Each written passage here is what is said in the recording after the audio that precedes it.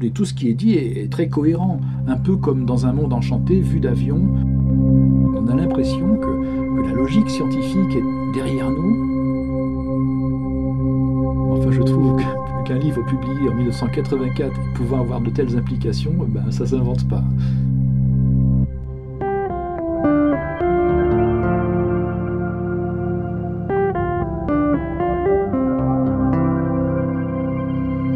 Nous allons évoquer l'introduction à la PNL avec ce livre, Derrière la magie, la programmation neurolinguistique.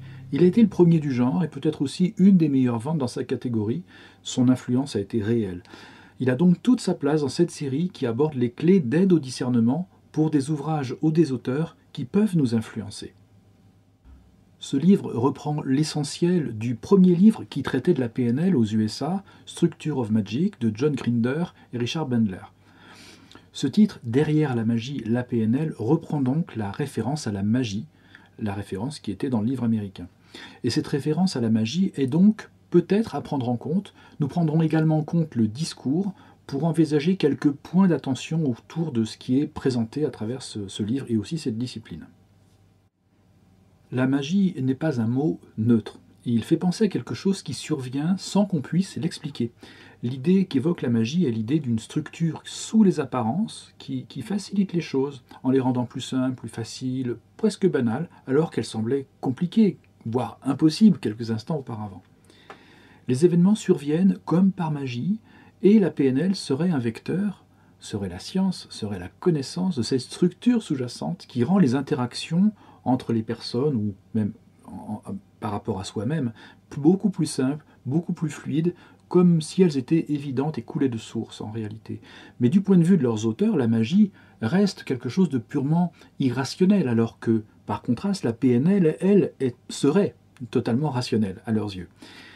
D'un autre côté, rappelons-nous quand même que le mot magie tire, son nom est associé à magistère, qui veut dire maître ou maîtrise.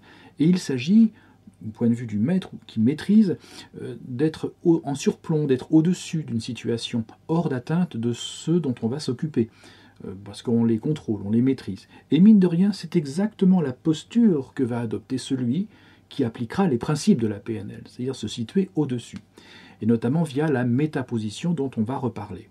Donc on n'est pas loin en fait de la signification générale du terme magie. La magie serait le fait d'atteindre des objectifs que l'on s'est fixés pour influer sur des événements. Et changer les événements est justement l'objet même de la PNL. Changer des événements dans la relation aux autres, dans la relation à soi-même, mais aussi, pourquoi pas, dans le monde. Nous sommes dans un programme de représentation du monde qui est un peu particulier, et on va le découvrir tout à l'heure à travers les différents points d'attention que je vais vous proposer. Bien entendu, ce rapprochement sémantique avec une science occulte donne un côté un peu sexy et la quasi-totalité des lecteurs le prennent exactement comme ça, sans passer par un rapprochement que je viens de faire là. Mais utiliser le terme de magie permet aussi, par contraste, de plaquer des concepts qui vont sonner scientifiques.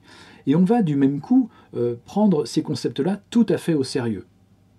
Une qualité de ce livre est la présentation de la PNL en général. Et c'est une pédagogie qui est très facile à suivre.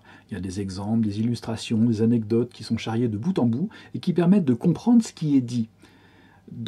Tout ce qui est dit est très cohérent, un peu comme dans un monde enchanté vu d'avion qui semble survoler des paysages qui structurent des réalités profondes dans lesquelles on est habituellement totalement immergé. Là, on comprend beaucoup mieux, c'est beaucoup plus simple à comprendre. On a l'impression que la logique scientifique est derrière nous, qu'on est porté et que ce survol est permis grâce à la science. Et là, les choses sont plus troubles. Parce que si tout le monde comprend que la référence à la magie ne désigne pas vraiment la magie et qu'il s'agit de quelque chose de complètement irrationnel, le fait de convoquer tout un verbiage à consonance rationnelle relève par contre du simple tour de passe-passe. Par exemple, l'expression neuro dans programmation neurolinguistique pourrait faire penser aux neurosciences. Mais ce n'est pas du tout le cas. Les emprunts à des éléments de psychologie comportementale, au commerce, aux relations d'aide, aux neurosciences, ou la restitution de comportements de personnes qui servent de modèle, ça aussi on va en reparler, tout ça forme un ensemble assez éclectique, assez éclaté, mais tout devient cohérent, plausible, et il est facile d'adhérer à ces éléments de cette magie justement un peu composite, qui pourrait s'appliquer à nos relations aux autres, qui pourrait s'appliquer à nous-mêmes et qui pourrait aussi s'appliquer au monde, si les gens étaient bien plus éveillés à cette magie, justement. Mais nous avons aussi à marquer quelques limites, avec des critères d'aide au discernement. Je vais en profiter pour traiter là aussi de l'ensemble de la PNL, dont ce livre constitue une première introduction, même si la discipline a évolué depuis 40 ans. En réalité, la tendance lourde est suivie par les points que je vais aborder et souligner maintenant. Je distingue plusieurs impasses majeures.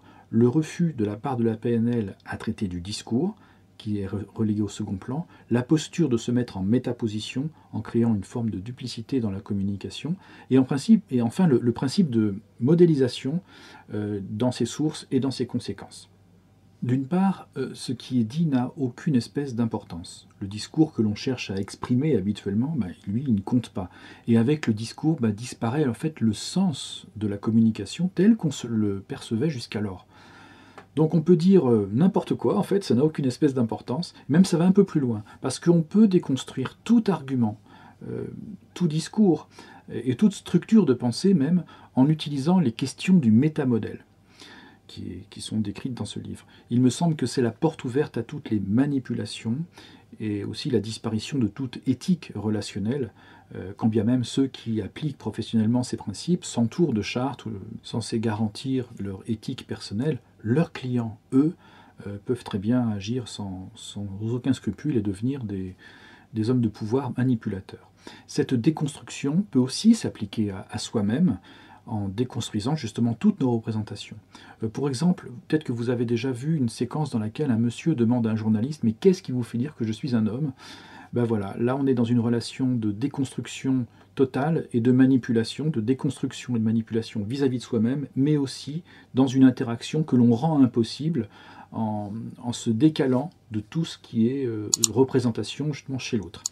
Et ça peut être le résultat d'une intervention agressive de la PNL sur une personne qui s'est trouvée donc totalement déconstruite. Donc au-delà du discours qui n'a pas d'importance, on peut aussi tout déconstruire, y compris notre représentation de nous-mêmes, du monde, de l'autre, et rendre toxique toute communication où on va interdire à l'autre de nous adresser la parole d'une manière habituelle.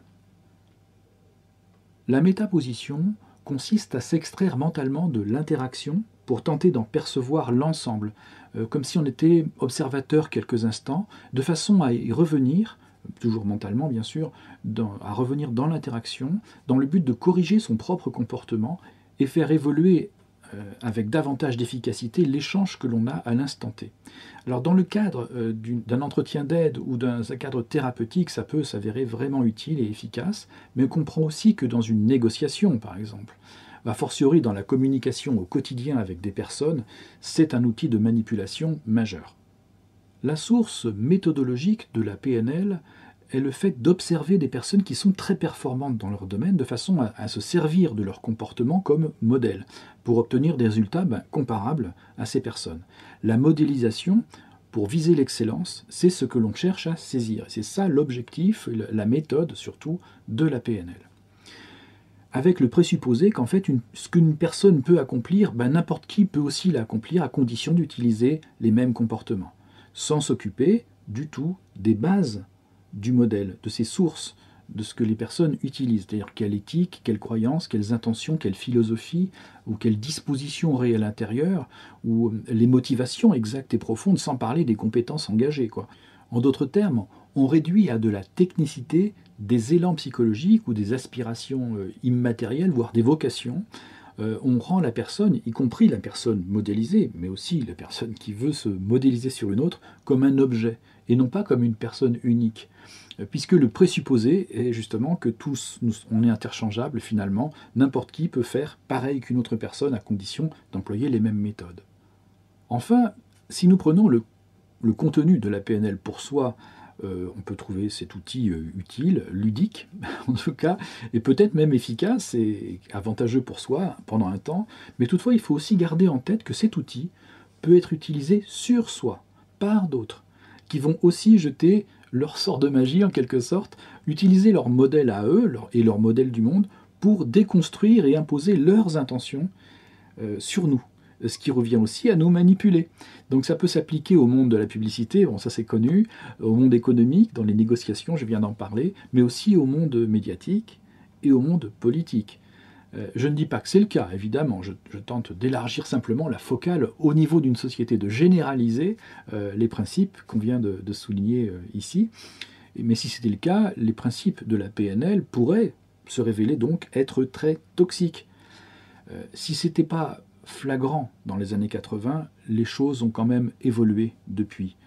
Je vous les juge sur ce point, mais enfin je trouve qu'un livre publié en 1984 et pouvant avoir de telles implications, ben, ça ne s'invente pas. Bon, on le voit, tout ça touche à des rouages profonds de nos vies, de nos interactions, et pour autant, il ne semble pas y avoir de philosophie, au fond, assumée, ou de parti pris. La PNL se fiche complètement de tout discours, apparemment, elle ne se fie qu'au processus, aux interactions, et à ce qui, entre guillemets, réussit et est efficace pour y plaquer des résultats qu'on a déjà anticipés, qui sont prévus, qui sont calculables, qui sont gérables. Bon, là, on était dans le cadre d'un livre, mais il y a des livres qui ont été vendus dans d'autres cadres qui vont beaucoup plus loin, et je reviendrai sur la mise en œuvre de telles techniques dans un contexte plus dynamique, c'est-à-dire de vrais tunnels de vente, comme l'a fait avec beaucoup de succès le très connu Anthony Robbins, et je m'appuierai sur son livre Pouvoir illimité pour le faire. Je vous en reparlerai bientôt. En attendant, merci beaucoup de votre attention. À bientôt. Allez, salut.